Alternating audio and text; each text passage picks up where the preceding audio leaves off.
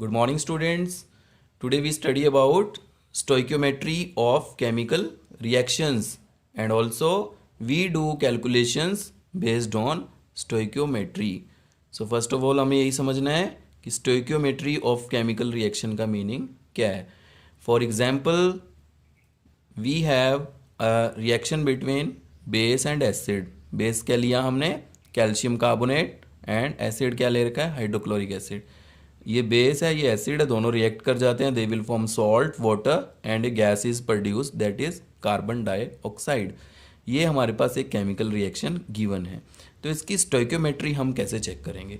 First of all stoichiometry concept कब लगता है? जब आपकी इक्वेशन बैलेंस होनी चाहिए. फर्स्ट ऑफ ऑल ये इक्वेशन क्या होनी चाहिए? बैलेंस. सो बैलेंस नहीं है यहाँ पे, क्योंकि क्लोरीन देखो यहाँ पे 1 है, यहाँ पे क्लोरीन 2 है, तो आपने बैलेंसिंग कर रखी है. ठीक है, हम इजीली बैलेंस कर सकते हैं इसको. यहाँ पे हमने 2 से मल्टीप्लाई कर दिया, और यहाँ पे कैल्शियम 1 1, क्लोरीन 2 2, हाइड्रोजन्स कितने 2, यहाँ पे भी 2. सो अब ये रिएक्शंस क्या हो गई है? This reaction is balanced. तो स्टोइक्योमेट्री कॉन्सेप्ट अभी हमारे पास यूज होगा. क्या होती है stoichiometry? Whenever a chemical reaction in balanced form is written, then it gives relationship between, ये हमें relationship बताती है, relationship between reactants and products. reactants and products, ये हमें reactant और products की relationship बताती है. in terms of, किस terms में, किस way में हमें बताती है? in terms of moles, moles के फॉर्म में, comma in terms of masses, masses की फॉर्म में, मॉलिक्यूल्स की फॉर्म में, and also last number volumes की फॉर्म में. ठीक है, जब हमारे पास कोई केमिकल इक्वेशन बैलेंस्ड फॉर्म में लिखी जाती है तो ये हमें रिलेशन बताती है डिफरेंट रिएक्टेंट्स एंड प्रोडक्ट्स.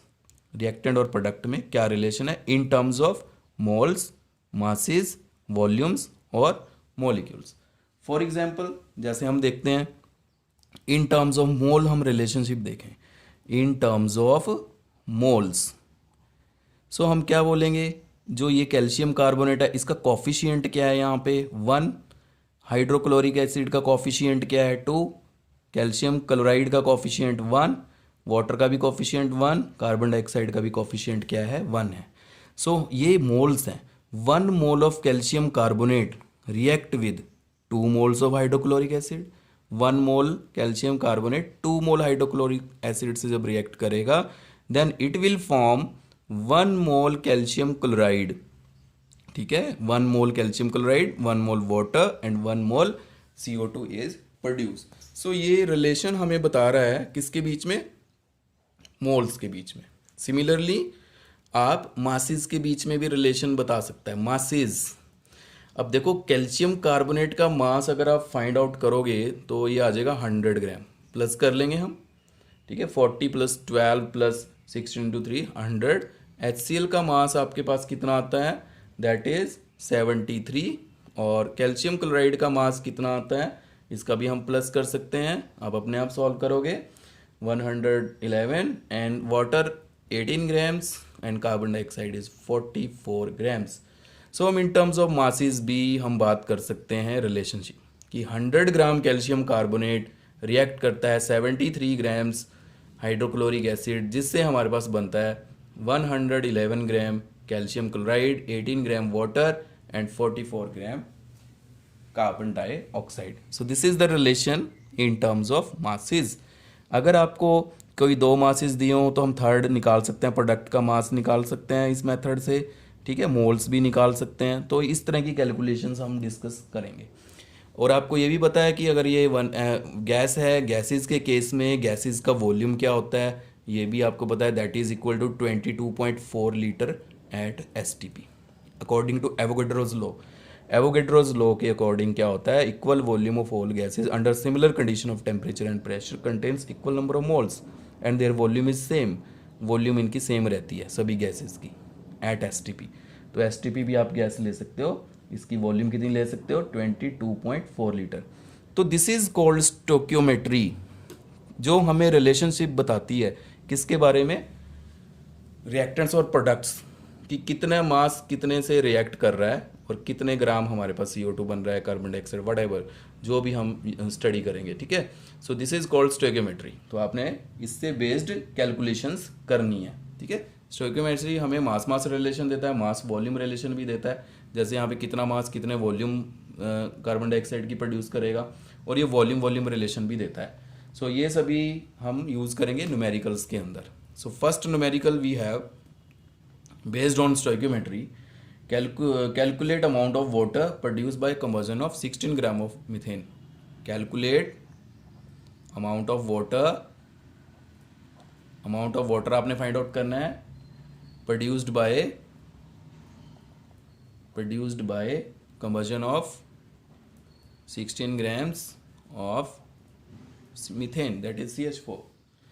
तो यहाँ पे आपने first of all balance chemical equation लिखनी है हमें।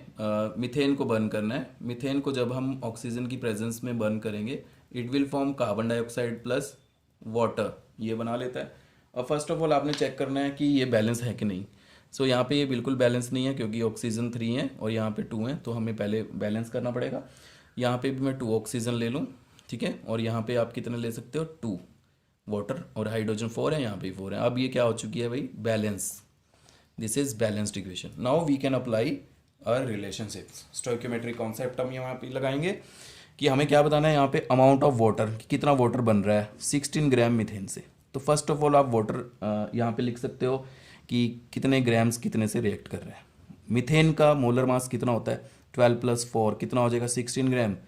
ऑक्सीजन की वैसे नीड नहीं है यहाँ पे निकालने की, जो पूछा है उसके अकॉर्डिंग ही चलेंगे। कार्बन डाइऑक्साइड का 44 है, इसका भी नहीं पूछा। और यहाँ पे हमारे पास वाटर कितना बन रहा है, 2 मोल्स बन रहे हैं। 2 मोल्स का मास कितना हो जाएगा, 32 ग्राम्स, क्योंकि 1 का कितना होता है 16 और 2 है ना इसके आगे ये कोफिशिएंट, तो कितना हो गया 32। तो यही आंसर है आपका। Calculate amount of water produce by combustion of 16 gram of methane. So यहाँ पे आपको पता लग रहा है 16 gram of methane react with oxygen to form कितने ग्राम, 32 ग्राम ऑफ वाटर। सो यही आंसर है आपका। 16 ग्राम मीथेन से 32 ग्राम वाटर बन रहा है। अगर आप मोल्स के अकॉर्डिंग पूछता कि 16 ग्राम मीथेन के बर्न करने से कितना मोल वाटर बनता है, तो आंसर क्या होता है आपका, 2 मोल्स, क्योंकि यहाँ पे 2 मोल्स बन रहे हैं, जो कॉफिशिएंट है वही मोल है, ठीक है। ये आपने ध्यान रखना है। These are the stoichiometric calculations. आपको मास रिलेशनशिप का क्वेश्चन था ये, अभी मैंने चेंज कर दिया। अगर आपसे पूछें कि 16 ग्राम मीथेन को बर्न करने से कितने मोल वाटर बनता है, तो आप लिखोगे 2 मोल, ठीक है। कितना मोल बनेगा, 2 मोल। इसी तरह से यही आपका न्यूमेरिकल है, इसी को ही कंटिन्यू कर लेते हैं आगे। CH4 + 2O2 and CO2 + water, 2 water. सो यहाँ पे आपने बताना है how many moles of methanes are required. How many moles of methane are required to produce 22 gram carbon dioxide after combustion.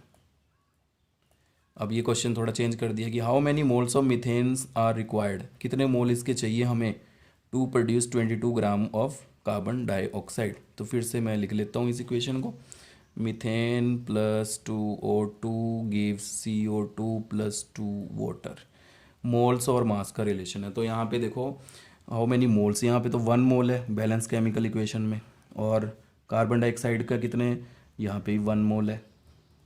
मास कितना होता है 16 ग्राम 1 मोल का, यहाँ पे कितना मास है 44 ग्राम।